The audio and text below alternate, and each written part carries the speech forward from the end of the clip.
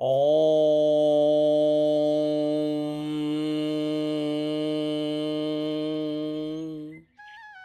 श्री राधा कृष्णाभ्याम नमः। ओम गंगणपतये नमः। हरिः ओम तत्सत्। श्री राधा कृष्णाभ्याम नमः। श्रीमद्भागवत महापुराण। सम्मानित श्रोतागण, आज हम लोग तृतीय स्कंध के 8वें अध्याय का पाठ करेंगे।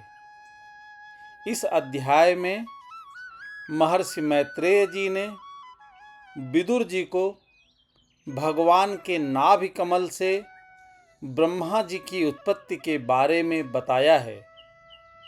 भगवान विष्णु सागर में स्वयं शयन करते हुए काल को यह बताते हैं कि सृष्टि का समय आने पर काल उन्हें स्वयं जगा दे। इस प्रकार काल के जगाने पर भगवान विष्णु ने सृष्टि उत्पन्न करने की इच्छा की। इस इच्छा के फलस्वरूप सर्वप्रथम उनकी नाभि से एक कमल नालिका प्राकट्य हुआ और उस कमल पर स्वयं भगवान ब्रह्मा जी स्थापित हुए। इसके पश्चात ब्रह्मा जी के द्वारा अपनी उत्पत्तिकर्ता की खोज एवं उससे संबंधित बातें इस अध्याय में वर्णित हैं। अतः आइए हम सब मिलकर भागवत के इस अध्याय का वाचन एवं श्रवण प्रारंभ करते हैं। हरिः ओम तत्सत्। अथ अष्टमो अध्यायः। ब्रह्मा जी की उत्पत्ति।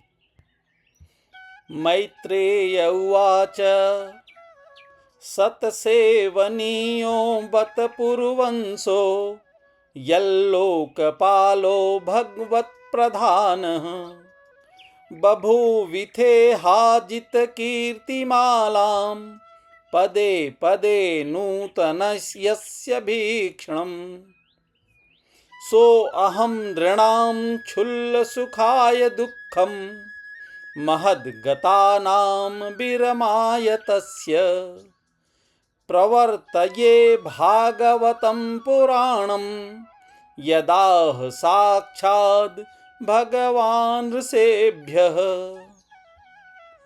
श्री मैत्रेय जी ने कहा, हे विदुर जी, आप भगवत भक्तों में प्रधान लोकपाल यमराज ही हैं। आपके पूर्ववंश में जन्म लेने के कारण वह वंश साधु पुरुषों के लिए भी सेव्य हो गया है। धन्य हैं आप, निरंतर पद पद पर श्री हरि की कीर्तिमयी माला को नित्य नूतन बना रहे हैं।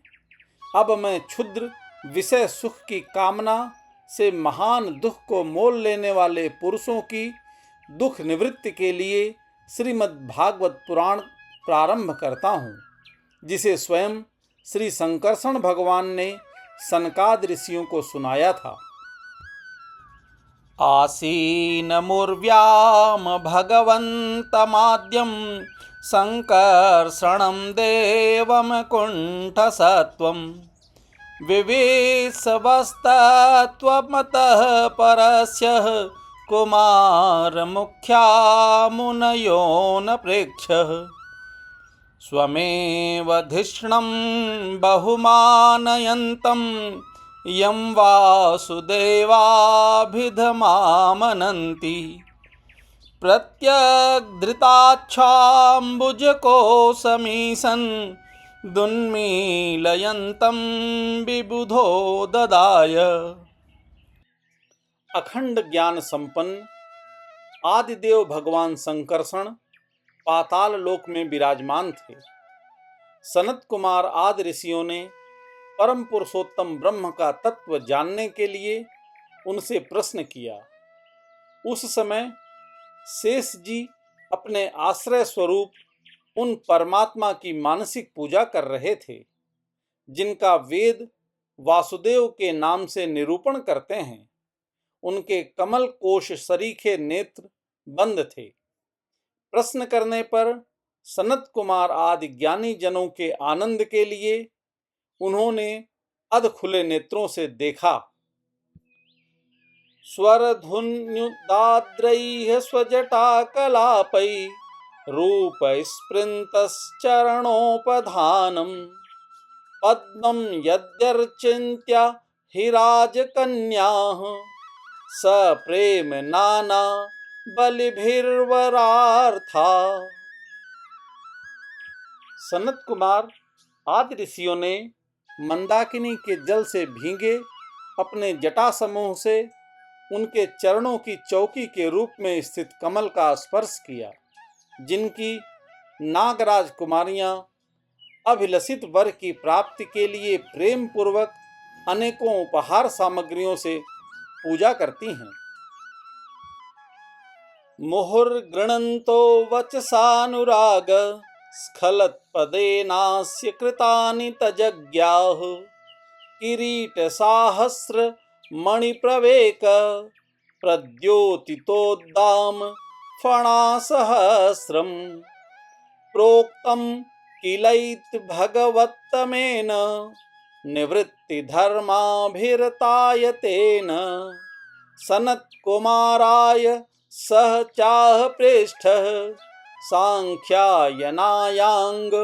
घृतव्रताय सांख्यायनः पारमहंस्य मुख्यो विवक्षमाणो भगवद्विभूतिः जगादसो अस्मद् गुरुवे अन्विताय पराशरायाथ बृहस्पतेश्च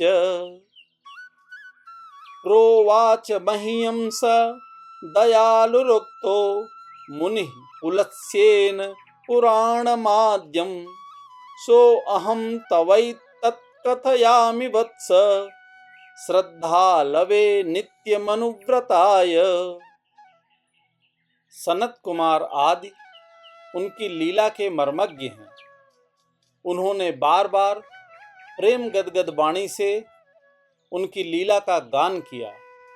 उस समय शेष भगवान के उठे हुए सहस्रों फण किरीटों की सहस्र सहस्र श्रेष्ठ मणियों की छिटकती हुई रश्मियों से जगमगा रहे थे।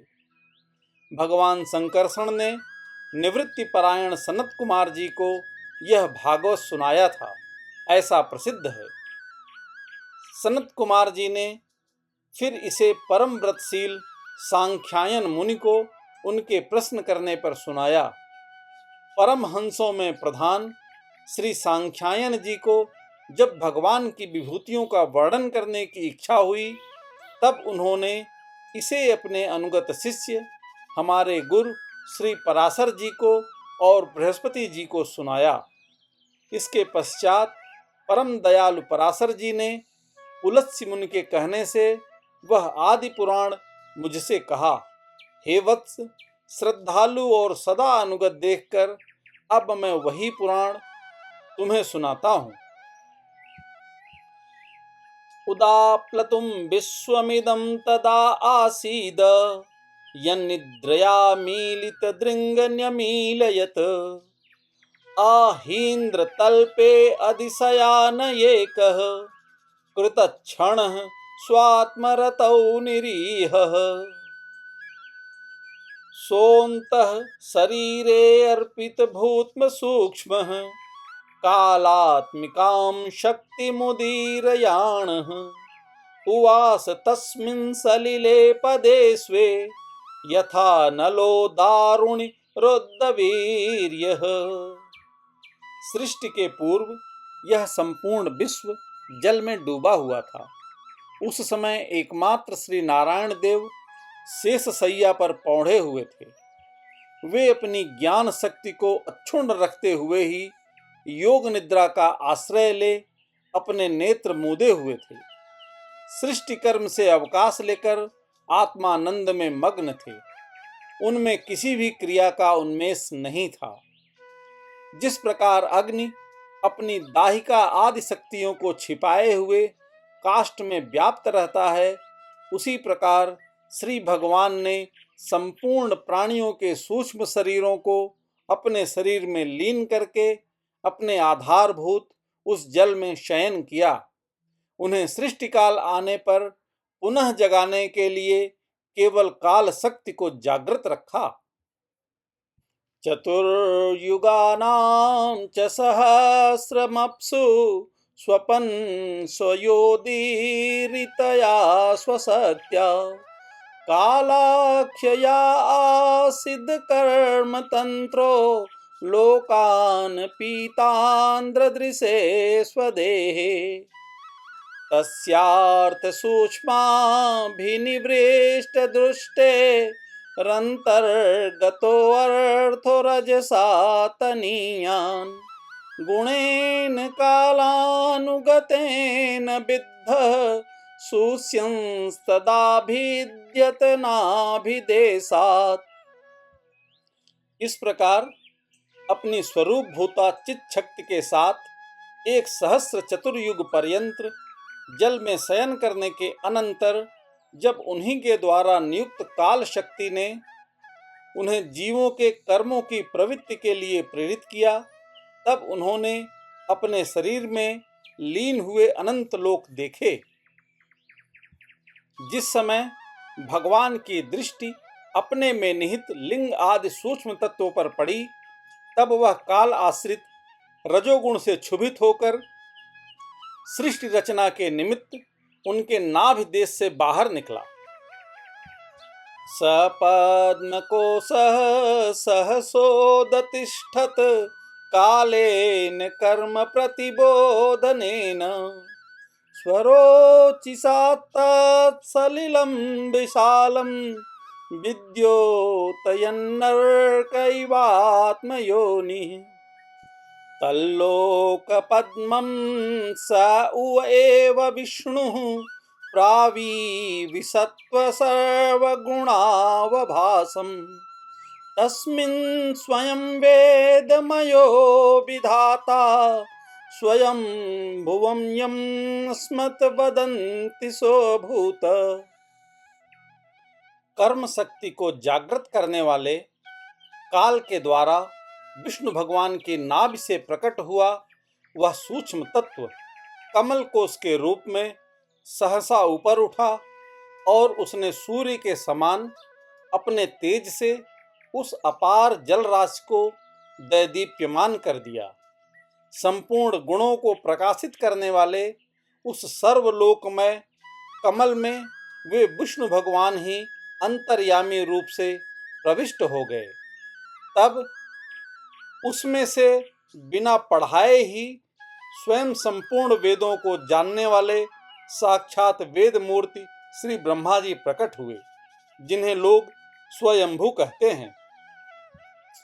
तस्यां सचाम्भोरुह कर्णिकायामवस्थितो लोकमपश्यमान् परिक्रमन् व्योम्नि विवृत नेत्र स्वत्वारिलेभे अनुदिशं मुखानि तस्माद्युगान्त श्वसनावघूर्ण जलोर्मित्यक्रासलीलाद्विरूढम् उपाश्रितः कञ्जमुलोकतत्त्वं नात्मानमद्वा विददादिदेव। उस कमल की कर्णिका अर्थात गद्दी में बैठे हुए ब्रह्मा जी को जब कोई लोक दिखाई नहीं दिया, तब वे आंखें फाड़कर आकाश में चारों ओर गर्दन घुमाकर देखने लगे। इससे उनके चारों दिशाओं में 4 मुख हो गए। उस समय प्रलयकालीन पवन के थपेड़ों से उछलती हुई जल की तरंग मालाओं के कारण उस जल राशि से ऊपर उठे हुए कमल पर विराजमान आदिदेव ब्रह्मा जी को अपना तथा उस लोक तत्व रूप कमल का कुछ भी रहस्य न जान पड़ा। कएस यो आसावहमाब्ज प्रेष्ठ एतत् कुतो वाब्जमनन्यदप्सु अस्ति यदस्तादिह किञ्चनैत दधिष्ठितं यत्र सतानुभाव्यम् स एथमुद्दीच्य तदब्जनाल नाडीभिरन्तर्जलमाविवेश नार्वागतस्तत्खरनालनाल नाभिं विचिन्वस्तदविन्दताजः। वे सोचने लगे, इस कमल की कर्णिका पर बैठा हुआ मैं कौन हूँ?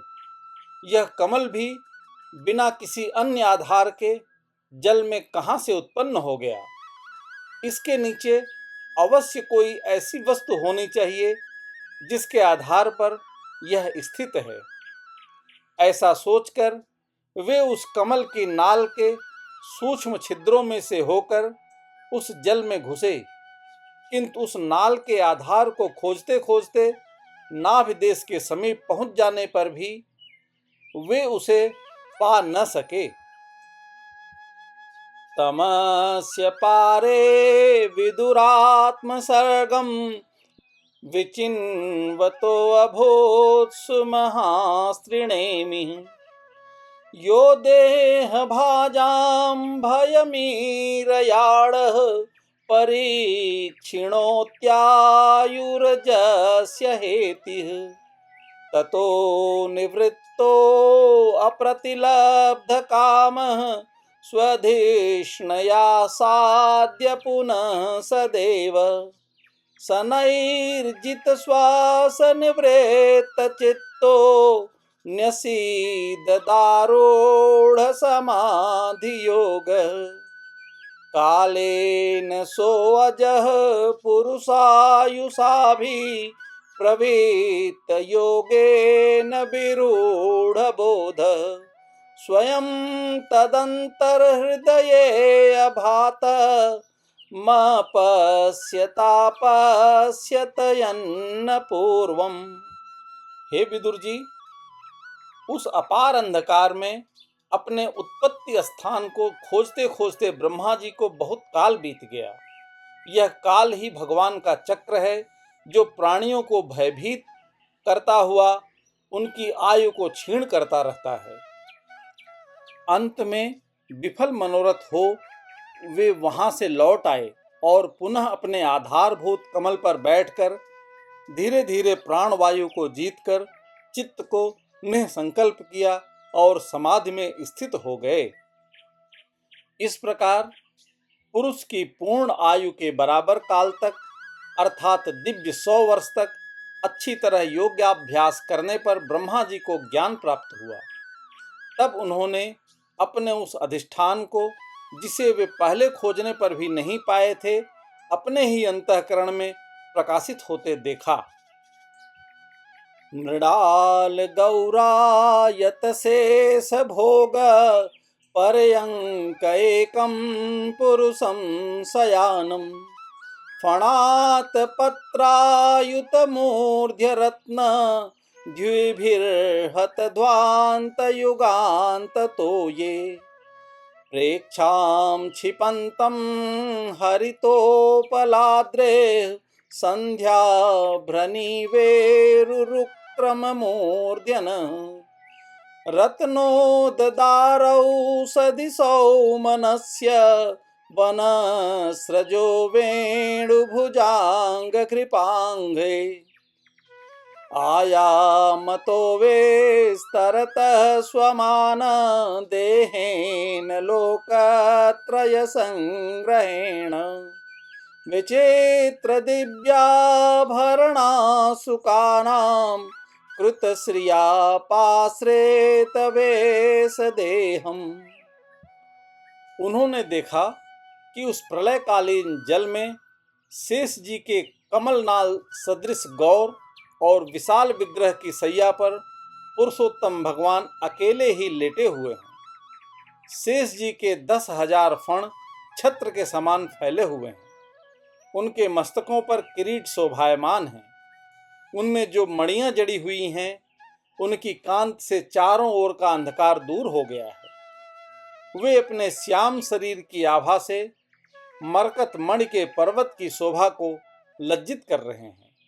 उनकी कमर का पीतपट पर्वत के प्रांत देश में छाए हुए सायंकाल के पीले पीले चमकीले मेघों की आभा को मलिन कर रहा है। सिर पर सुशोभित सुवर्ण मुकुट सुवर्णमय शिखरों का मान मर्दन कर रहा है। उनकी वनमाला पर्वत के रत्न जलप्रपात औषधि और पुष्पों की शोभा को परास्त कर रही है तथा उनके भुजदंड वेणुदंड का और चरण वृक्षों का तिरस्कार करते हैं। उनका वह श्री विग्रह अपने परिमाण में लंबाई चौड़ाई में त्रिलोकी का संग्रह किए हुए है। वह अपनी शोभा से विचित्र एवं दिव्य वस्त्र भूषणों की शोभा को सुशोभित करने वाला होने पर भी पीतांबर आदि अपनी वेशभूषा से सुसज्जित हैं।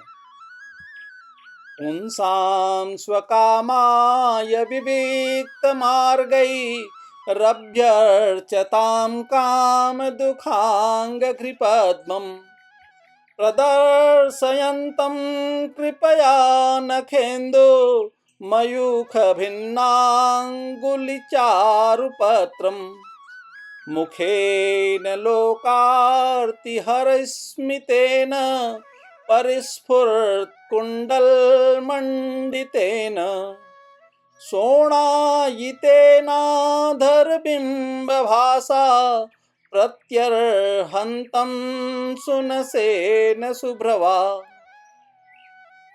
कदम्बकिञ्जल्कपिसङ्गवाससा स्वलङ्कृते मेखलया नितम्बे हारेण चानन्तधनेन वत्स श्रीवत्सवक्षस्थलवल्लभेन परार्धकैयूरमणिप्रवेक पर्यस्तदार्दोर्दण्डसहस्रशाखम् अव्यक्तमूलं भुवनाङ्घ्रिपेन्द्र महीन्द्र भोगैर्धित्वीतवल्सम्। अपनी अपनी अभिलाषा की पूर्ति के लिए भिन्न भिन्न मार्गों से पूजा करने वाले भक्त जनों को कृपा पूर्वक अपने भक्त वांछा कल्प तरु चरण कमलों का दर्शन दे रहे हैं, जिनकी सुंदर अंगुलिदल नख चंद्र की चंद्रिका से अलग अलग स्पष्ट चमकते रहते हैं। सुंदर नासिका, अनुग्रह वर्षी भौहें, कानों में झिलमिलाते हुए कुंडलों की शोभा, बिंबा फल के समान लाल लाल अधरों की कांति एवं लोकार्तिहारी मुस्कान से युक्त मुखारविंद के द्वारा वे अपने उपासकों का सम्मान अभिनंदन कर रहे हैं। हे वत्स, उनके नितंब देश में कदम्ब कुसुम की केसर के समान पीत वस्त्र और सुवर्णमयी मेखला सुशोभित है तथा वक्षस्थल में अमूल्य हार और सुनहरी रेखा वाले श्री वत्स चिन्ह की अपूर्व शोभा हो रही है। वे अव्यक्त मूल चंदन वृक्ष के समान हैं।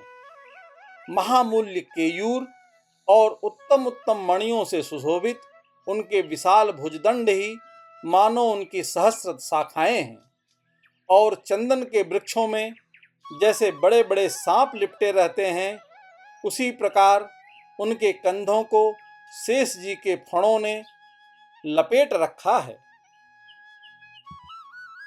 चराचरौको भगवन् महीन्द्र बंधुं सलिलोपगूढ़ं किरीट साहस्य हिरण्यशृंग माविर्भवत्कौस्तुभरत्नगर्भम् निवीतमान्या यमध्रुवश्रिया स्वकीर्तिमय्या वनमालया हरिम् सूर्येन्दुवायाग्नगमं त्रिधामभिः परिक्रमत्प्राधनिकैर्दुरासदम्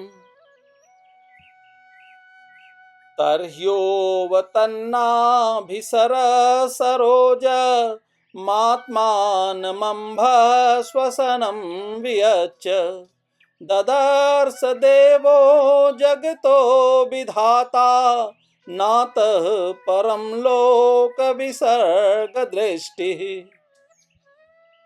वे नागराज अनंत के बंधु श्री नारायण ऐसे जान पड़ते हैं मानो कोई जल से घिरे हुए पर्वतराज ही हों।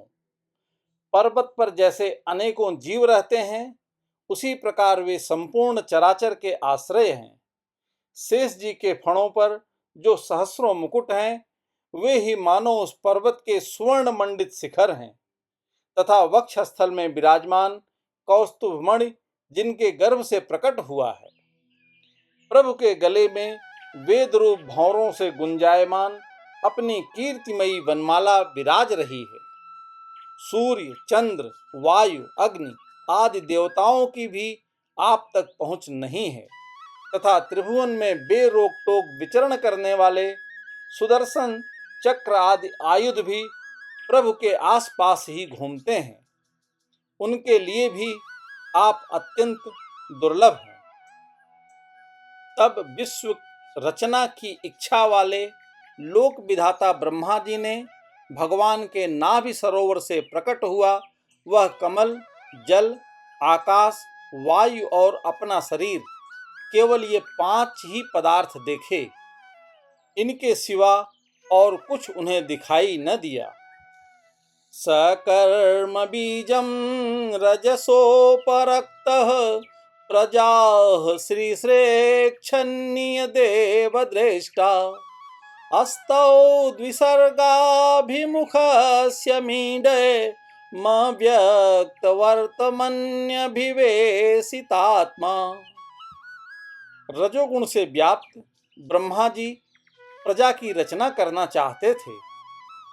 जब उन्होंने सृष्टि के कारण रूप केवल ये 5 ही पदार्थ देखे तब लोक रचना के लिए उत्सुक होने के कारण वे अचिंत्य गति श्री हरि में चित्त लगाकर उन परम पूजनीय प्रभु की स्तुति करने लगे।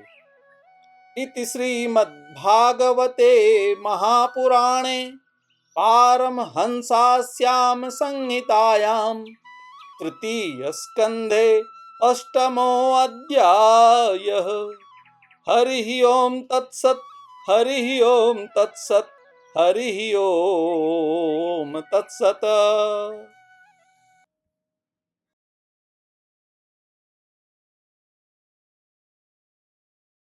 कृपया लाइक, शेयर और सब्सक्राइब करें।